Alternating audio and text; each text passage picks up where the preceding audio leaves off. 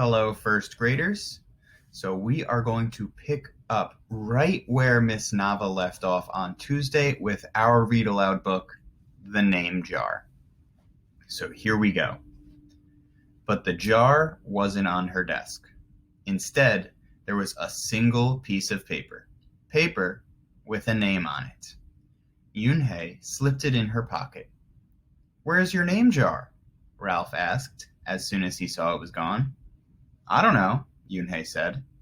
"It wasn't on Mr. Kokoto's desk or any other desk, and it wasn't on the counters or any of the shelves."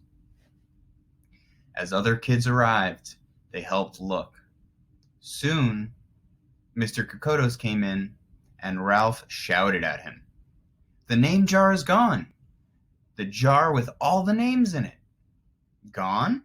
Mr. Kokotos replied. With a look of concern, he asked Yoonhae, "Did you get a chance to read all the names?"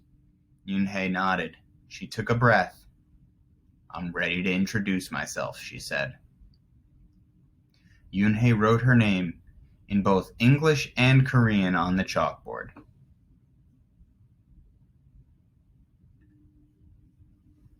"I liked the beautiful names and the funny names you thought of for me," she told the class.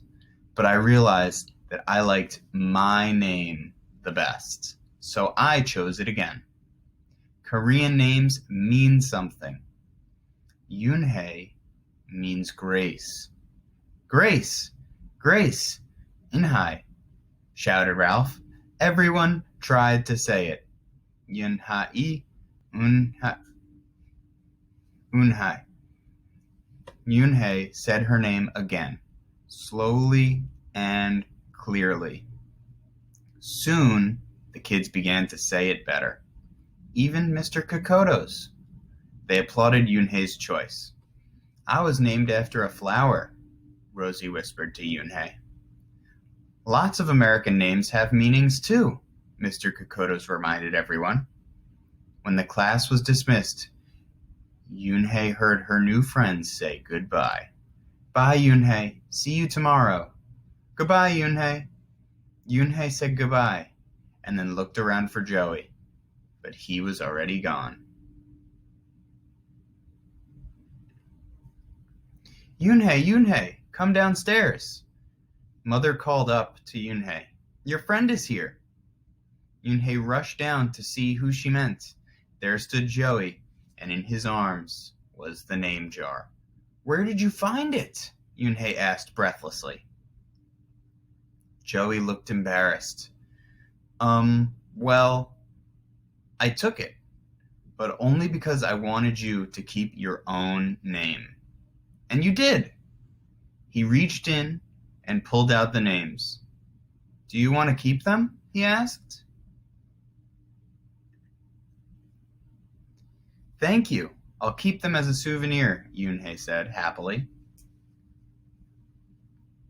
Then she pulled out the piece of paper from her pocket. "Do you want this back?" Joey grinned. "You can keep it. I'll return the name jar to the class. Maybe you could put some Korean nicknames in it for us. Names with good meanings." "I could do that," agreed Yoonhae. "I've already got a Korean nickname," Joey said. "Mr. Kim helped me choose it." Carefully, he pulled a small silver felt pouch from his pocket, then took out a dark wooden stamp with beautiful Korean characters carved sharply into it. He pressed it on the ink pad and then on the piece of paper next to her name. "Chinku," read Yoonhae. "That means friend," and Chinku smiled back.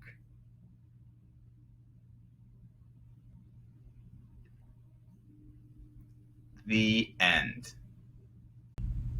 So now that we've finished our book, I just wanted to take a second to explain to you the deeper meaning of this book. The name jar connects to the theme that your name is your identity. In that the name you are given is what makes you unique. And everybody is unique and has differences. And we need to celebrate those differences and celebrate our own uniqueness. The name jar that Yoonhae uses to pick a new name made her realize that none of the selections made her feel right because it didn't fit her identity. She didn't need a new name. She is Yoonhae, and she is special and unique, just like all of you. Alright, everybody. Have a great rest of your day, and I will see you tomorrow. Bye-bye.